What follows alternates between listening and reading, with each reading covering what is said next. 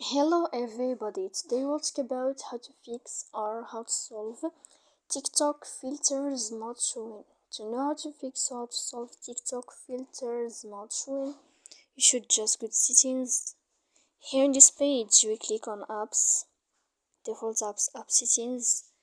Here in this window, you will enter to the window of TikTok. Then this page of app info, you will click on first stop and you will click OK. Here we'll enter to the window of storage. After that we click clear cache, and in the end you can go to Play Store. You will search about TikTok, you will find here updates, and you can update your app to fix that problem you have on TikTok. So please don't forget to support us by like and subscribe. See you next time in another video, and thank you for watching.